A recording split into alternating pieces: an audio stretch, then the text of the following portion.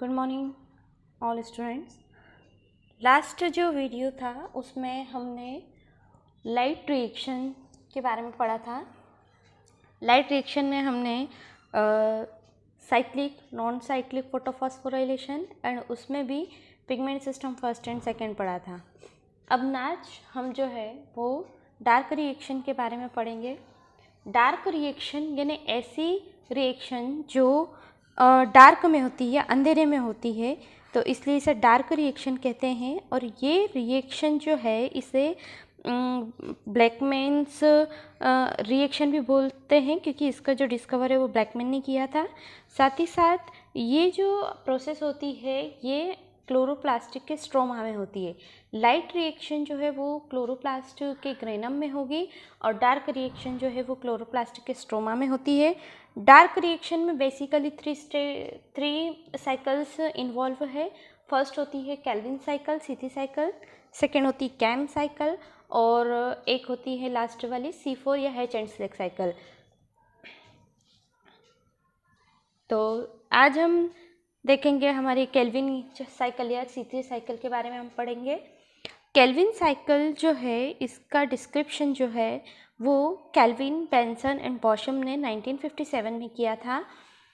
ये जो साइकिल है बेसिकली CO2 फिक्सेशन या कार्बन डाइऑक्साइड के फिक्सेशन की साइकिल होती है, जो कि डार्क में होती है। और इसमें CO2 के फिक्सेशन के लिए जो लाइट रिएक्शन होती है उसमें जो ATP और NADP बनते हैं उसका यूज़ इस रिएक्शन में किया जाता है। तो सबसे पहले हम देखेंगे कि जो केल्विन साइकिल या C3 साइकिल है इसकी मैकेनिज़म्स क्या है। तो हम मैकेनिज़म्स में देखेंगे इसकी फर्स्ट स्टेप जो होती है वो होती है कार्बोक्सिलेशन की।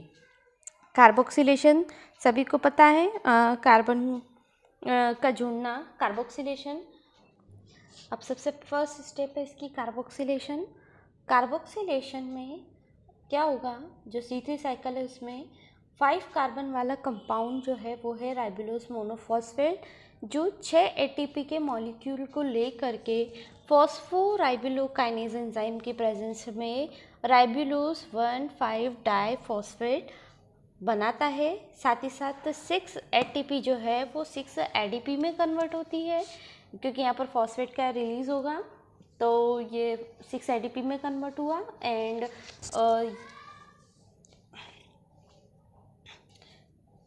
ये जो कंपाउंड होता है ये भी 5 कार्बन वाला कंपाउंड होता है। अब क्या होगा कि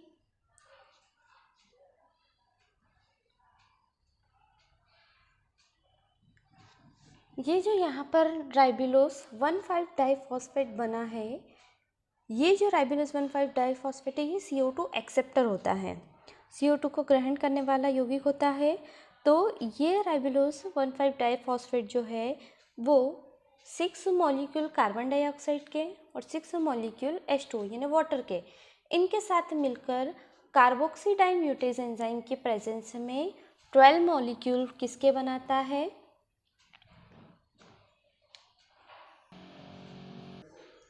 देखिए। अब नेक्स्ट प्रोसेस जो है वो है रिडक्शन की। रिडक्शन सभी को पता है कि रिडक्शन में हाइड्रोजन का जुड़ना यानी रिडक्शन होता है।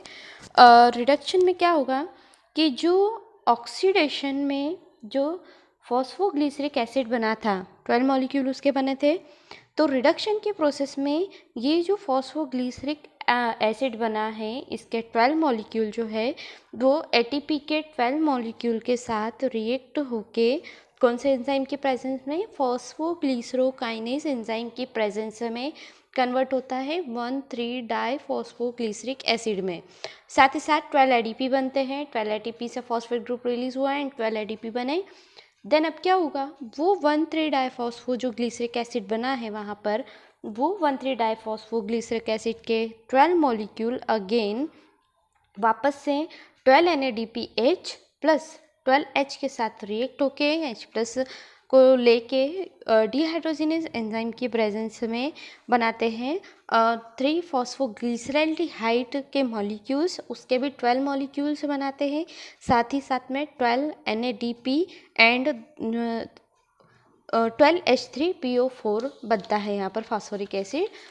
तो ये जो होती है ये रिडक्शन की प्रोसेस होती है।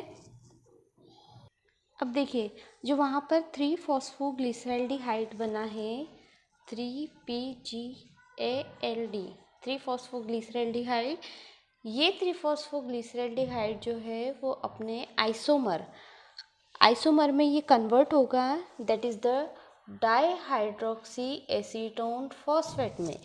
कौन से एंजाइम की प्रेजेंस में? आइसोमरेज एंजाइम की प्रेजेंस में। अब आइसोमर्स सभी को पता होते हैं। आइसोमर्स क्या होते हैं?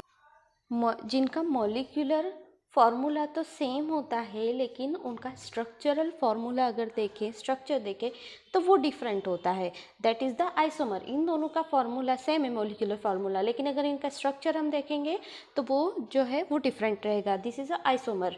तो 3-फॉस्फोग्लिसरैल्डिहाइड जो है वो आइसोमरेज एंजाइम की प्रेजेंस में डाईहाइड्रोक्सी एसीटोन फॉस्फेट में कन्वर्ट हुआ। इसके भी 12 मॉलिक्यूल और इसके भी 12 मॉलिक्यूल। अब फर्दर प्रोसेस है हेक्सोस शुगर का फॉर्मेशन। अब जो ये प्रोसेस है हेक्सोस शुगर के बनने की, इसमें सबसे पहले जो लास्ट हमारा था रिडक्शन की प्रोसेस में जो 3-फॉस्फोग्लिसरैल्डिहाइड और डाईहाइड्रोक्सी एसीटोन फॉस्फेट बने थे, दोनों आइसोमर बने थे। इन दोनों आइसोमर्स के 3 मॉलिक्यूल्स कंबाइन होकर एल्डोलेज एंजाइम की प्रेजेंस में कन्वर्ट होते फ्रक्टोज 1,6 डाइफॉस्फेट में। कितने मॉलिक्यूल बनाए उसके? 3 मॉलिक्यूल्स। अब वो फ्रक्टोज 1,6 डाइफॉस्फेट जो है वो 3 मॉलिक्यूल वाटर के ले करके फॉस्फेटेज एंजाइम की प्रेजेंस में कन्वर्ट हुआ फ्रक्टोज 6 फॉस्फेट में। कितने मॉलिक्यूल बने? उसके भी 3 मॉलिक्यूल बने और वहाँ पर फॉस्फोरिक एसिड बना। लास्ट में ये जो फ्रक्टोज 6 फॉस्फेट है इसका 1 मॉलिक्यूल कन्वर्ट होता है ग्लूकोज 1,6 फॉस्फेट में, और इसके 2 मॉलिक्यूल्स जो है फ्रक्टोज 6 फॉस्फेट के वो अगली प्रोसेस में यूज़ होते हैं जो इरिथ्रोज 4 फॉस्फेट बनाते। तो अभी फिलहाल यहाँ पे फ्रक्टोज 6 फॉस्फेट कन्वर्ट हुआ फाइनली ग्लूकोज 1 फॉस्फेट में, उसने 1 मॉलिक्यूल बनाया जो कि हेक्सोस शुगर है। Glucose is a hexose sugar. तो यहाँ पर हेक्सोस का फॉर्मेशन हुआ। अब नेक्स्ट प्रोसेस है इसकी रीफॉर्मेशन ऑफ राइबोलोज 5 फॉस्फेट। देखिए रीफॉर्मेशन में होगा राइबोलोज 5 फॉस्फेट वापस से बनेगा। इसका फर्स्ट कंपाउंड था राइबोलोज 5 फॉस्फेट और इसका वापस से रीजनरेशन हो रहा है। कैसे? लास्ट स्टेप में हमारा बना था 3-फॉस्फोग्लिसरैल्डिहाइड एंड फ्रक्टोज 6 फॉस्फेट। 3-फॉस्फोग्लिसरैल्डिहाइड के 2 मॉलिक्यूल्स, फ्रक्टोज 6 फॉस्फेट के 2 मॉलिक्यूल्स, दोनों मिलके ट्रांसकीटोलेज एंजाइम की प्रेजेंस में 2 मॉलिक्यूल इरिथ्रोज 4 फॉस्फेट के बनाते हैं और 2 मॉलिक्यूल्स बनाते हैं सेल्यूलोज 5 फॉस्फेट के। उसके 2 मॉलिक्यूल दोनों के बनते हैं। अब क्या होगा? ये जो इरिथ्रोज 4 फॉस्फेट वहाँ बना है ये डाईहाइड्रोक्सी एसीटोन फॉस्फेट के 2 मॉलिक्यूल को ले करके एल्डोलेज एंजाइम की प्रेजेंस में सीडोहेप्टुलोज 1,7 डाइफॉस्फेट बनाता है। लिखा हुआ है वहाँ पर सीडोहेप्टुलोज 1,7 डाइफॉस्फेट। कितने मॉलिक्यूल? 2 मॉलिक्यूल। देन यही सीडोहेप्टुलोज 1,7 डाइफॉस्फेट अगेन वाटर को लेकर वाटर के साथ रिएक्ट करके फॉस्फेटेज एंजाइम की प्रेजेंस में ये बना देता है सूडोहेप्टुलोज 7 फॉस्फेट, साथ ही साथ फॉस्फोरिक एसिड। जो सूडोहेप्टुलोज 7 फॉस्फेट है 3-फॉस्फोग्लिसरैल्डिहाइड के 2 मॉलिक्यूल्स दोनों मिलके ट्रांसकीटोलेज एंजाइम की प्रेजेंस में राइबोस 5 फॉस्फेट बनाते हैं। यहाँ पर सूडोहेप्टुलोज 7 फॉस्फेट के 2 मॉलिक्यूल्स 3-फॉस्फोग्लिसरैल्डिहाइड के 2 मॉलिक्यूल्स दोनों ट्रांसकीटोलेज एंजाइम की प्रेजेंस में राइबोस 5 फॉस्फेट बनाते हैं। देन ये राइबोस 5 फॉस्फेट ईपीमरेज एंजाइम की प्रेजेंस में कन्वर्ट होता है राइबोलोज 5 फॉस्फेट में। यहाँ पर मैंने लिखा था रिफॉर्मेशन ऑफ राइबोलोज 5 फॉस्फेट, तो इसमें राइबोलोज 5 फॉस्फेट का फॉर्मेशन होता है और अगेन वापस से प्रोसेस जो है वो रिपीट में चलती रहती है। तो यहाँ पर हमारा आज का टॉपिक कंप्लीट होता है। Thank you very much.